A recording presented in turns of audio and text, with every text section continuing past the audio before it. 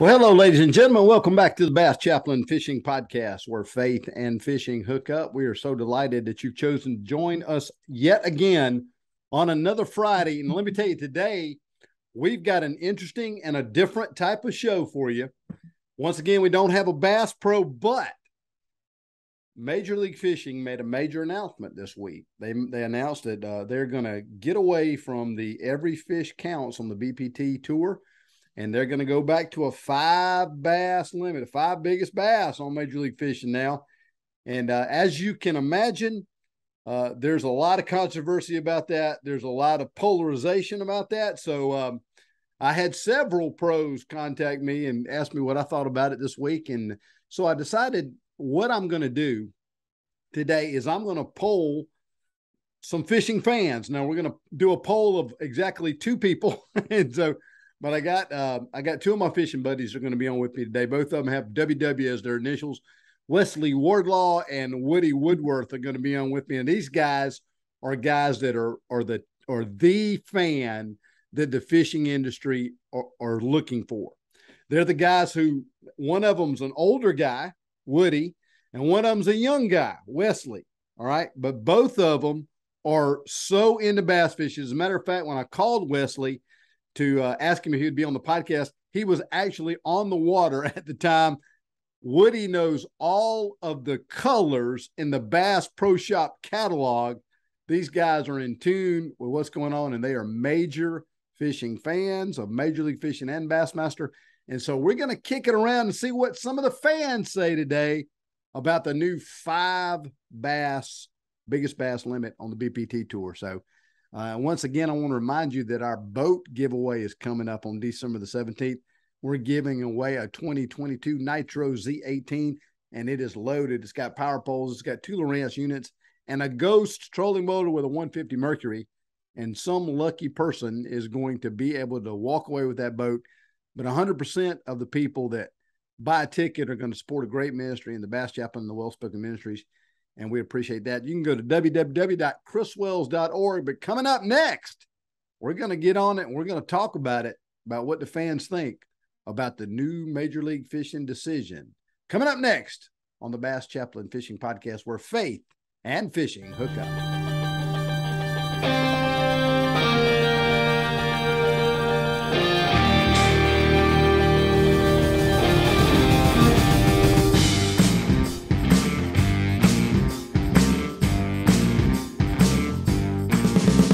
Welcome back, ladies and gentlemen, to the Bass Chaplain Fishing Podcast, where faith and fishing hook up. I have got 2 of my buddies here today. This is going to be a unique podcast. The Major League Fishing guys made a big announcement this week that they're going to go to the 5 bass limit, a lot like Bassmaster. And so we're not here today to dog any tour. Man, everybody knows I love both of these tours, and I'm the chaplain for the Bassmaster Tour, and I love Bassmaster, but I love all my boys over at Major League Fishing too. And we're all in this fishing brotherhood together. But I got 2 guys here today that when I think about these 2 guys, I got an older guy over here in Woody, and I got a younger guy over here in Wesley.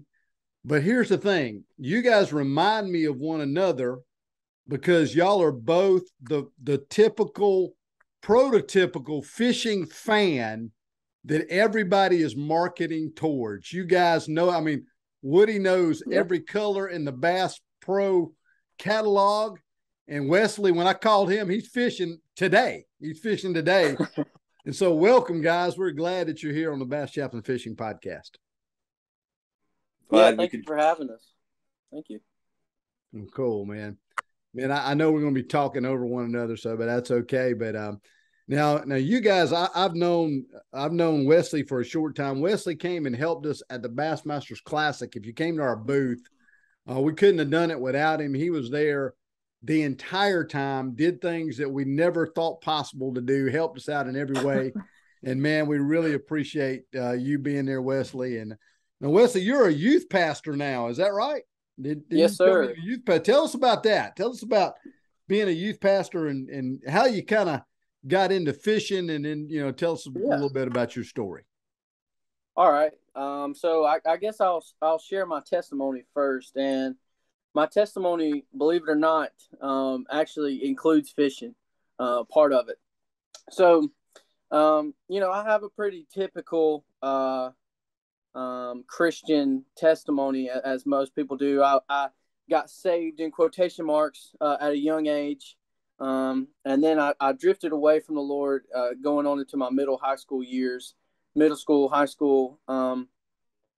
And for a little bit there, I was one way at school, I was one way at church, I was one way at my house with my parents, and I hated living this life where I felt like I was three different people, four different people. And I actually got really upset with God there for about a week, right before I truly gave my life to the Lord and truly accepted the gift of salvation. I was upset at God for making it hard to be a Christian. If you can believe that or not, I was upset. I was like, God, you're telling me to not do these things and to do these other things, and that's hard. Like it's a hard life, and if this is why I'm supposed to be, like, why are you forcing me to do this hard life? And that was plainly coming from an unfaithful mouth and an unbelieving mouth. And so if we rewind just a hair, growing up, me and my dad's relationship wasn't great at all. We fought all the time, sometimes physically and verbally, and we would just fight. And he, was going through some spiritual battles. And there in 2016, my mom and dad separated. And my dad loved bass fishing. I mean, he's into bass fishing big time, like really, really good angler. And so when we would go, we would fuss at each other and yell at each other. And I didn't want to have anything to do with bass fishing because, he loved it. And so I was like, if he's going to love it, then I hate it. But during that time that my parents were separated, my dad truly gave his life to the Lord. And my parents got back together. Well, this is during that time I was telling you guys about, where I was running away from the Lord, and I was like, God, I don't want to live this hard to live Christian life, if that's what it's about. And I started noticing differences in my dad. I started noticing, he was following through on the promises that he was making, and he wasn't saying the words that he used to say to me, and he wasn't doing the things that he used to do. And I really got to see, what a true changed Christian life looked like. And, one night we sat down and did devotion as a family, which is something that we never used to do. And I don't even remember a single thing that my dad said the whole time while we were doing devotion. I was just so mad and I was so angry and I didn't want to be there. And I went and laid in my bed afterwards, and I just laid there, and I knew the word. I knew what it took to be saved. I knew all the stories, all the true stories in the Bible. I knew I could take you down the Romans road and probably cut you up with it. But I laid there and I said, if I die in my sleep tonight, I really don't think I would go to heaven. And so I went downstairs and I was talking to my dad and talking to my mom, and right there on my couch, when I was 15 years old, I truly surrendered my life and gave my life to Christ. And God showed me that, hey man, this Christian life isn't, oh, well, I got to read my Bible, I got to pray. I get to read my Bible. I get to pray. Like there's a victorious Christian life, and there's a freedom in living that way. Yeah. And like I said, mine and my dad's relationship was really, really bad, and it wasn't good. And so I decided to pick up fishing a little bit to try to mesh our relationship back together. And because he loved it so much, and I just fell in love with it in about the 7th grade. And man, I haven't looked back yet. I love bass fishing. I'm ate up with it. I just fished with Blake Smith. You've had him on the show. Yeah. I just fished with him the Bassmaster Open on Lake Hartwell. I practiced with him, and I ended up finishing pretty good as a co-angler. I finished in 7th. Wow. Congratulations, man. That's awesome. Thank you. And so I just like to fish as much as I can, and maybe if God opens the door to pro fishing one day, that would be something really awesome.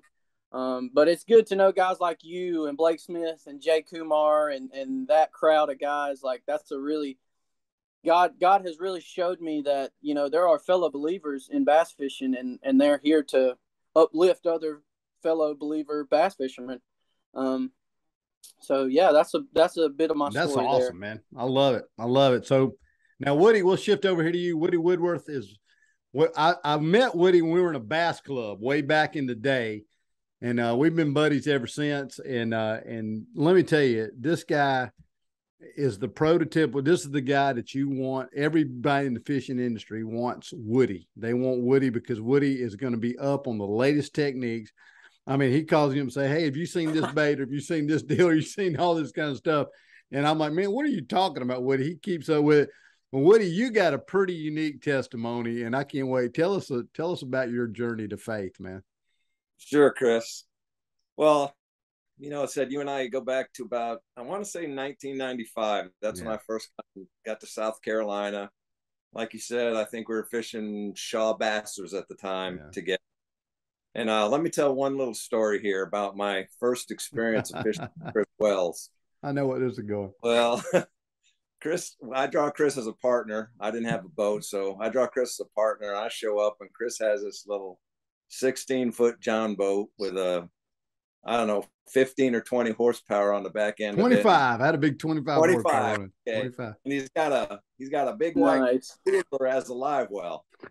So I'm thinking, all right, this is going to be interesting. And so Chris goes, "Don't you worry, Woody. I'm going to put you on fish." He goes, "I got the place to go." So we head out of PAX. We head up the river, and we head back in this little creek. I believe it's called Swift Creek. Yeah. He takes me back in this, we're in the swamp now in his little boat, and we're fishing away, and I pitch out, and man, I feel this bite. Well, my natural instinct when I get a bite is to take that drop stick to set the hook. So anyway, to take that drop step, and next thing I know, I was in the water over my head because I had stepped right off the side of that boat.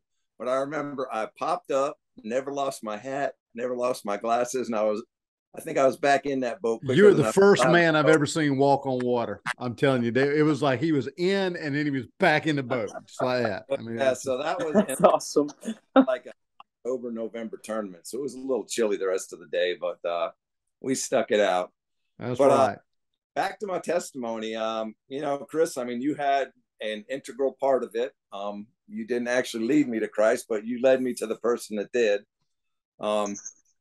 Chris had worked on me, kind of, not cram it down my throat, but kind of led me feelers here and there, and kind of got me thinking. And I remember Chris and I went to the 1997 Bassmasters Classic in Birmingham, Alabama. And we are walking through the expo one day, and he's introduced me, everybody knows, and I met Shaw that day and a couple others. And next thing I know, I look around, Chris is gone. I'm thinking, man, where did Chris go? Next thing, Chris comes back and goes, "Woody, come on. I got somebody you have to meet." And I'm like, okay. So anyway, Chris drags me down, and I can't remember who Terry Chupp was working for at that time. I want to say it was some camper company or something to that effect. Anyway, he introduced me to Terry Chupp, and I know a lot of you guys listen to this podcast know who Terry is, but Terry is a fire and brimstone kind of guy. And if there's a man that is going to put you on your knees, it's that man there. So he introduced me to Terry, and Terry goes, "Woody, if you die tomorrow, do you know where you're going?" And I go, "No, sir." And he goes, "Well, I'm going to help you with that today." And it wasn't 2 minutes later, he had me on my knees, confessing my sins to the Lord and asking for forgiveness. And since that day, and I won't say I've been a perfect Christian, from 1997, and I had kind of a between 97 and not 2002. There was kind of this. I didn't really belong to a church, so I didn't get that spiritual guidance you need, after you're saved. But in 2002, I met a man called he's still a friend of mine today, Joe Waldron. Great Christian guy.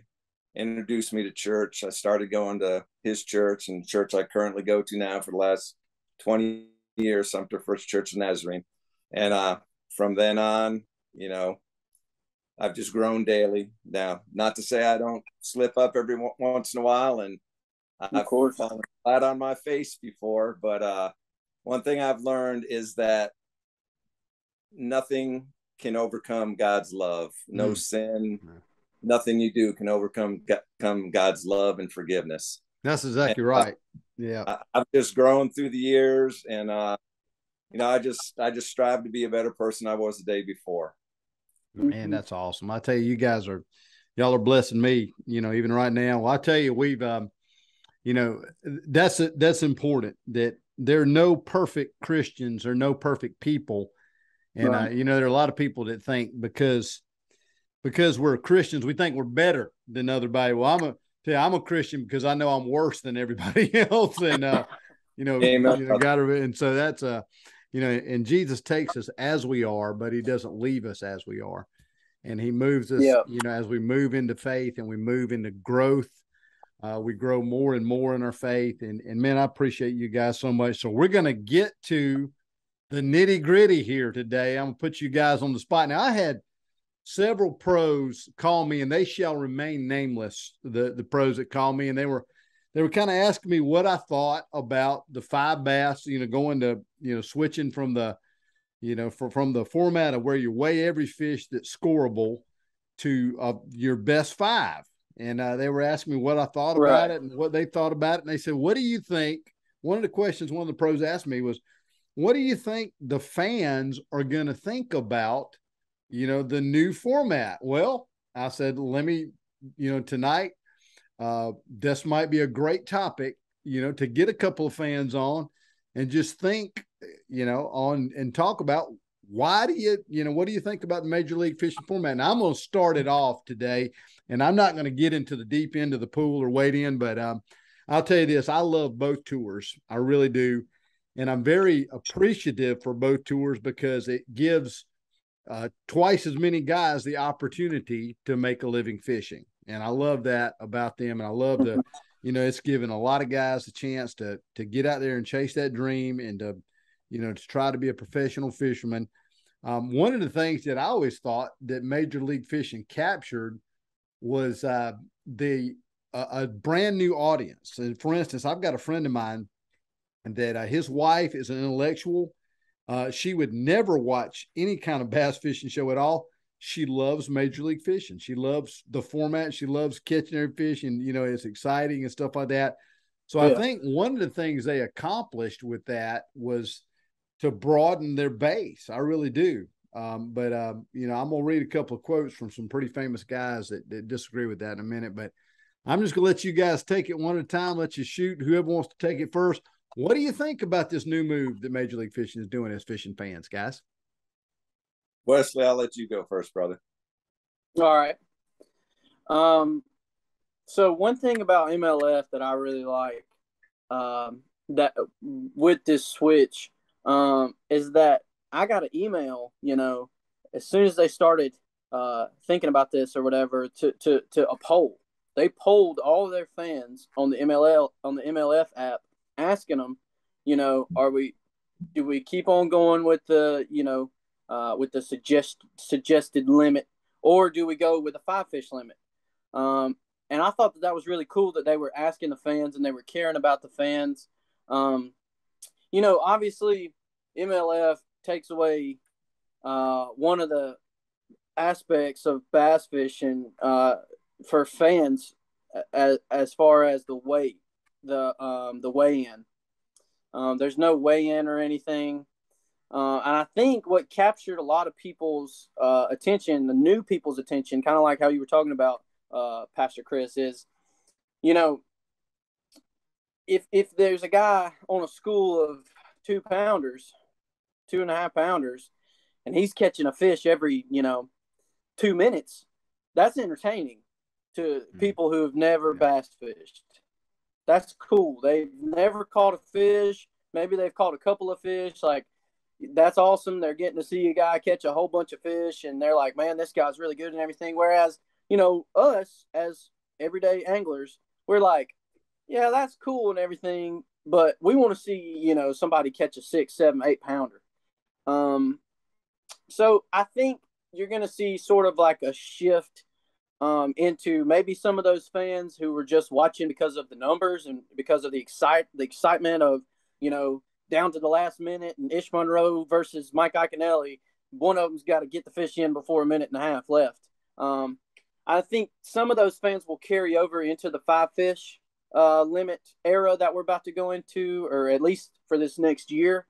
But I think it's gonna shift a lot of the focus of the hardcore everyday anglers that like us back to MLF, back to watching it like how they did before. That's a good point. How about you, Woody? What do you think? Well, I kind of see where Wes is coming from. I enjoyed the every fish counts. Well, obviously with a certain weight limit, depending on where they were. I enjoyed the every fish count strategy that, the tournaments that they ran like that. And they're still going to have it. Actually, because it's only the BPT itself that's actually going to the 5. Yeah. The Cup guys are still going to do it the old way. Yep. And the heavy hitters as well. Heavy hitters in the team events are still going to use every fish count. So I enjoy both aspects. Like you, Chris. I mean, me. I've got friends, acquaintances on both tours. I love BASS. I love MLF. I like that, but now, at the top tier level, it seems kind of the same. I don't know that I'm disappointed, but I think it's going to be interesting this first year to see how it pans out.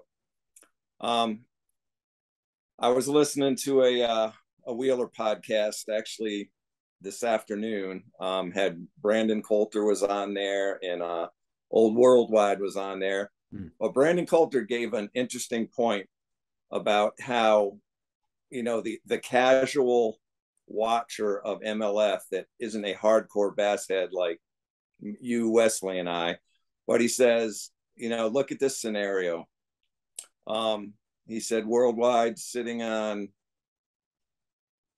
4 fish. He's got 4 2-pound fish in his live well. He catches a 3-pounder, or he goes up 3 pounds. He says, I'm sitting on 5 Coulter says, I'm sitting on 5 2-pound fish. I catch a 3-pounder.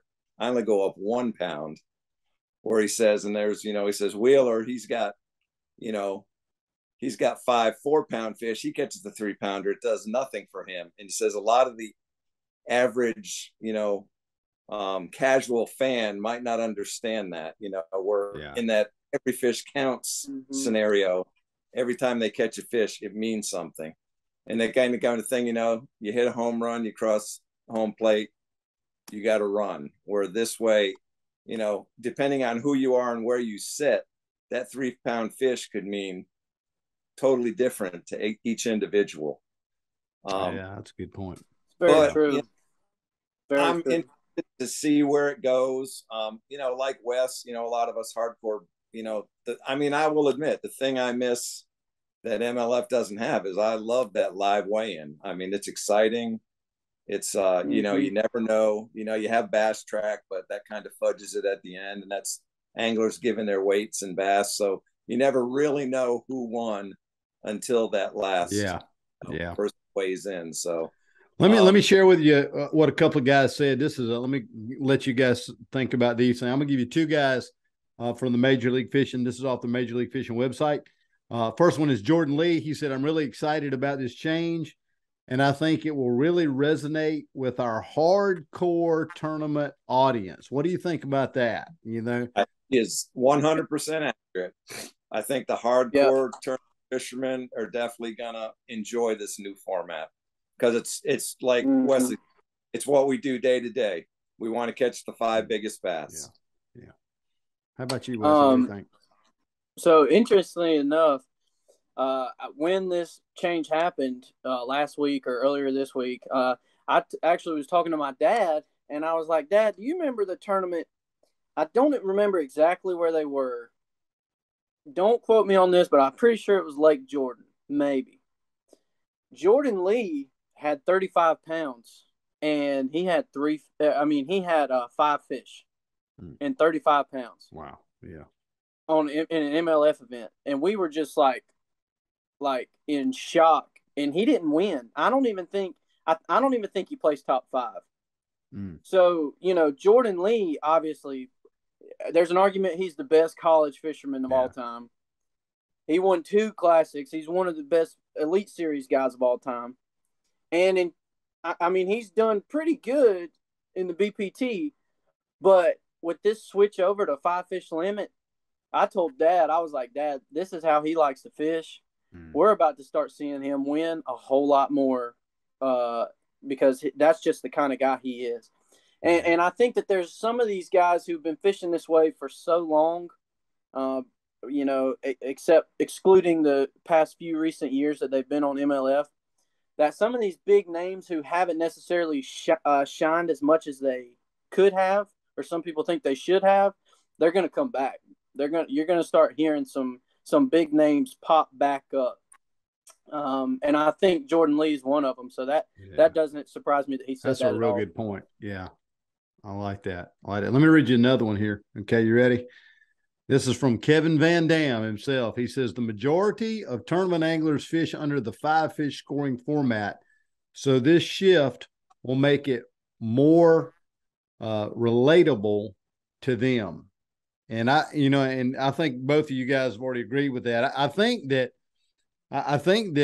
maybe Major League Fishing was thinking maybe they're losing somewhat of their base and kind of weighing, all right, are the new people that are coming in, are they the kind of people that are going to shop at Bass Pro Shop? Or are they going to kind of be, but it seems like they've really kind of made a shift. But I think, Wesley, you're exactly right. I think that you're going to see guys who have otherwise kind of fallen off the radar, come roaring back, with the 5 fish deal. And, one of the things that always got to me that it would drive me absolutely crazy is fishing with the score tracker. That would drive me insane. Yeah. And I've heard some of the guys on the Bassmaster Elite Series that came back over, I heard them talk about it. So that thing just drove me crazy. I mean, it drove me crazy. What do you guys think about that? Well, how would that affect your fishing? One of you guys got to talk now. In this new format, I don't think it would be so bad because, you got 3, somebody's got 5. Yeah.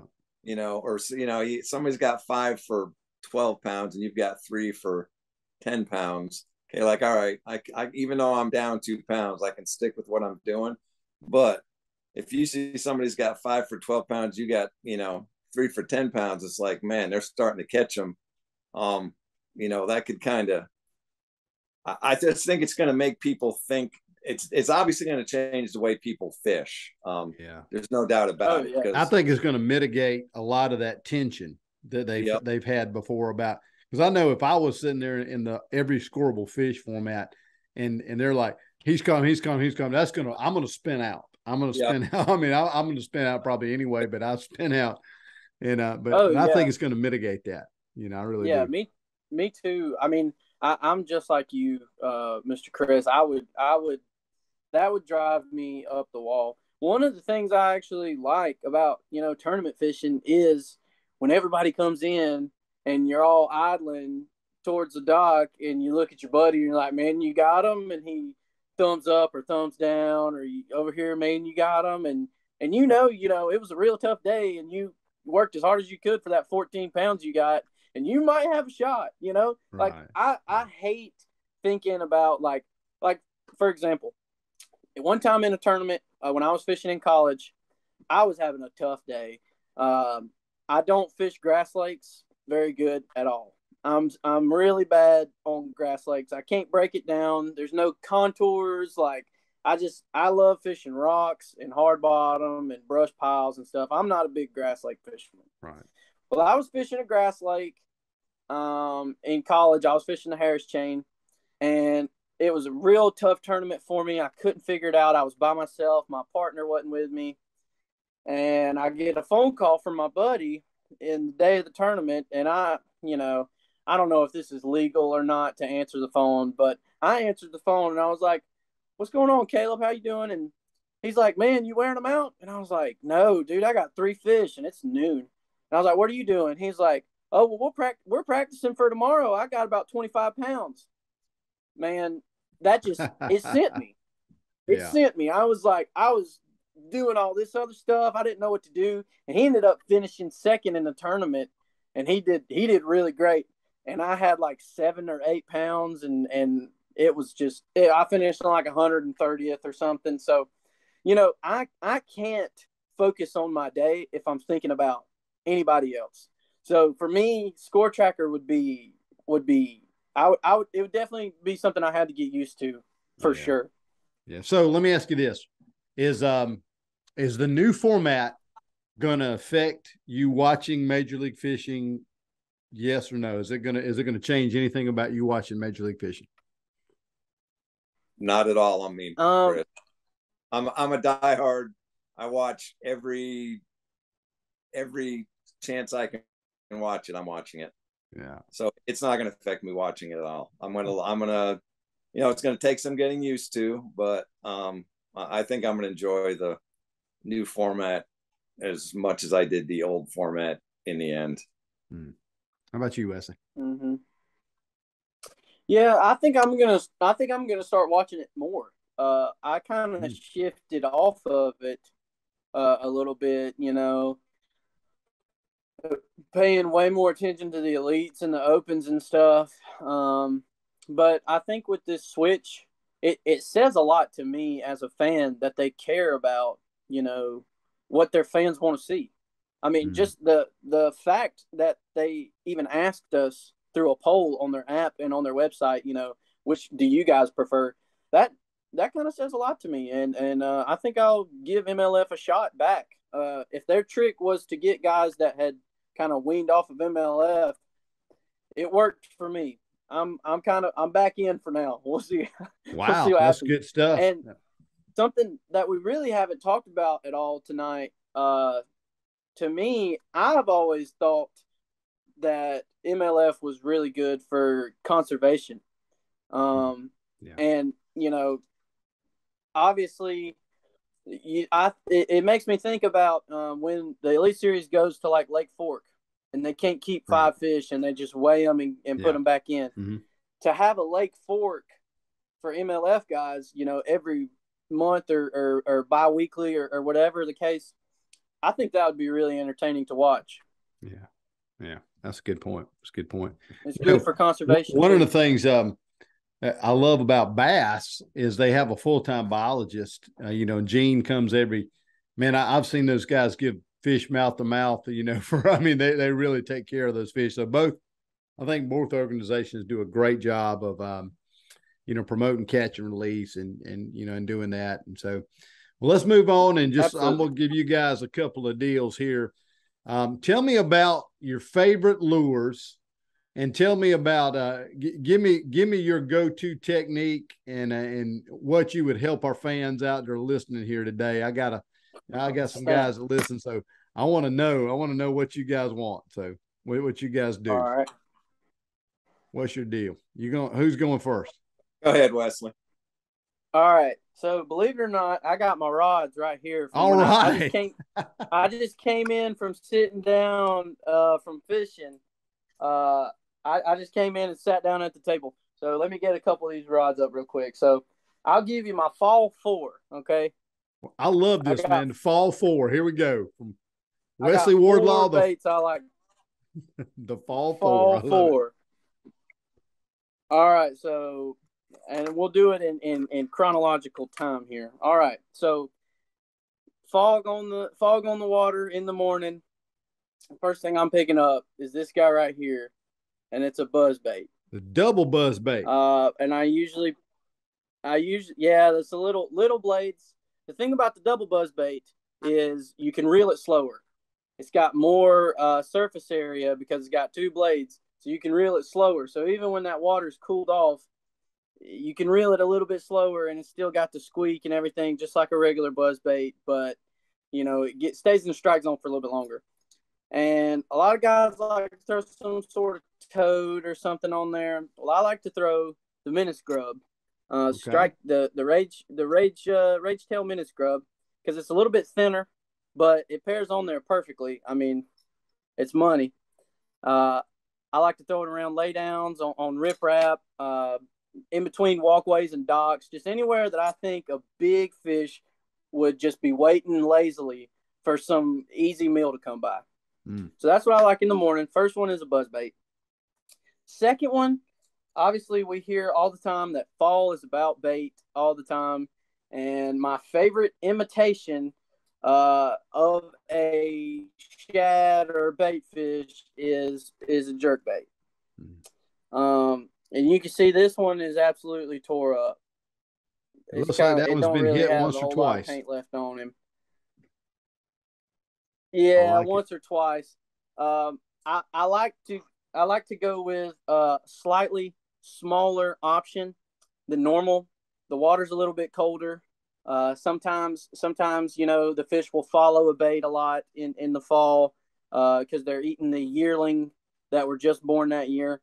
And I guess a quick tip, like I gave with the mini scrub on the buzz bait, quick tip with the jerk bait: your jerk bait hooks are the most important hooks in your boat.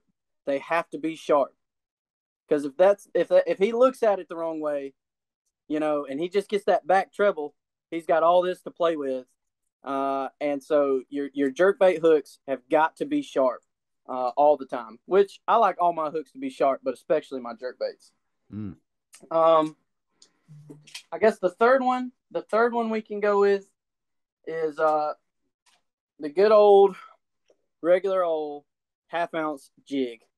During this time of the year, like I said, they're chasing bait. They're towards the backs of the creeks. And to me, fishing lakes like Hartwell, Kiwi, Savannah River lakes, the lakes that I live in, the upstate South Carolina, a lot of times the bigger fish will sit in the laydowns in the backs of these pockets, will sit underneath the docks in the backs of these pockets, and they won't necessarily chase bait fish like everybody says, but the big, rare largemouth will wait.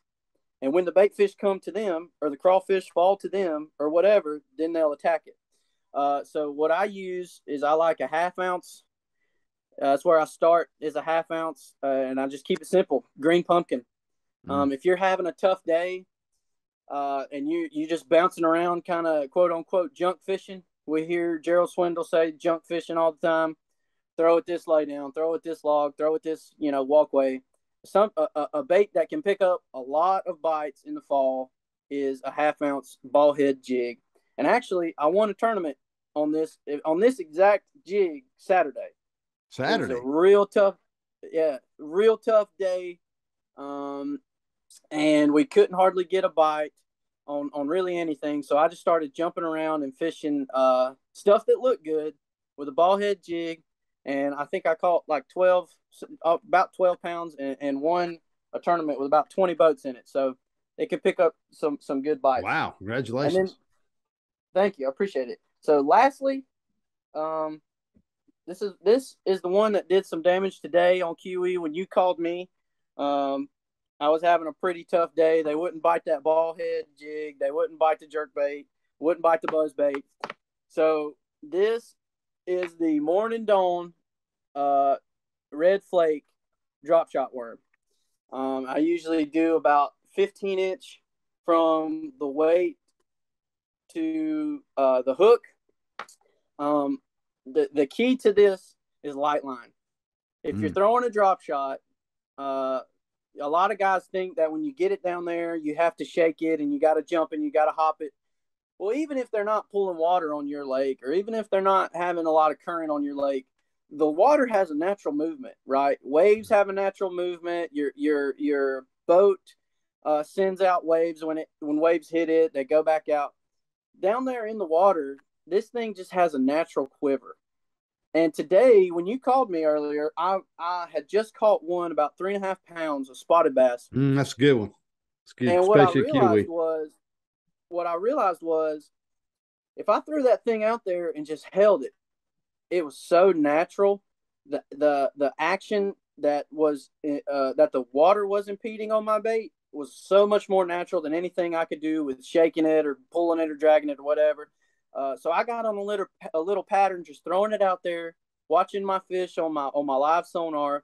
They would follow it down, and I would just hold it and maybe bump it a little bit, just hold it a little bit, because that's what you want to imitate is a dead, dying bait fish. So that's my fall 4: a buzz bait, a small finesse jerk bait, a 1/2 ounce ball jig, and a drop shot. Dude, Woody, I'd hate to have to follow that. I'm just telling you that right now, man. Wow, that was good. I'm writing all that down. Okay, I'm from a whole different world from the upstate down here. Yeah. Well, Woody can tell you how to catch big ones. Yeah, my lakes have grass and trees and stuff to throw at, so I'm a target fisherman. And Chris, you know me, if I'm fishing more than 15 feet deep, I've lost track of what I was doing or something. I'm definitely a shallow water fisherman. I'm the John Cox type, I guess. I'm not quite as good as he is, not anywhere close actually, but in fact, honestly, my boat right now, I don't even run a depth finder. I mean, I fish, like I said, I fish target oriented. My first thing I'm going to throw every day, the first thing I'm going to throw is buzz bait. I throw either a 1/4 or a 3/8 ounce greenfish tackle, either white or black, depending on the color of the water.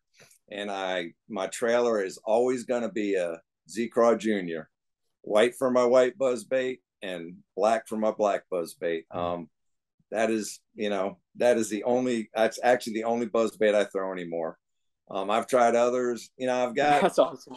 I've got a few Andes, that I'll once in a great while I'll throw just buzz bait with just a trailer on it, but not very often. I still like that skirt. Give me a jig or some type of soft plastic to pitch against a tree or against a shoreline cover. That's me. If things get really tough, I might throw a shaky head with that's me downsized. And I'll throw a 1/4 ounce shaky head, with a Zoom trick worm. But those are probably my 3 baits. And I mean, I honestly, year round, I use those. This time of year in the fall, like US, I'll throw a jerk bait. I love to throw a soft plastic. I love to throw a fluke this time of year. Another thing I'll throw is a small swim bait on like a 1/4 and 1/8 ounce jig head, just a plain old jig head. I love to throw an underspin this time of year, but day in and day out, most of the year, I like to be flipping something or throwing that buzz bait. I'm looking for big fish. Yeah, that's awesome. Man, that was good stuff. You guys are great. Well, folks, let me tell you, it looks like from the fan base that we have polled that Major League Fishing is going to be okay with the 5 bass limit. And and then we're going to think the hardcore base is going to get back with them, and it's going to be great. I want to thank you guys for being on here. Both of these guys are Christ followers. Both of them are fantastic fishermen. Love that. If you're looking for a young man that need to sponsor your company, I think that fall 4 guy down there at the bottom of the screen right here is ready to go. Wesley, that's good. You guys are great guys. I appreciate y'all being on with me today. Well, folks, that's going to wrap us up today. I appreciate you tuning in to the Bass Chaplain Fishing Podcast. Go over to www.chriswells.org and pick up your boat tickets, and we will catch you next Friday, same time, same channel. Thank you, guys. This is the podcast where faith and fishing hook up.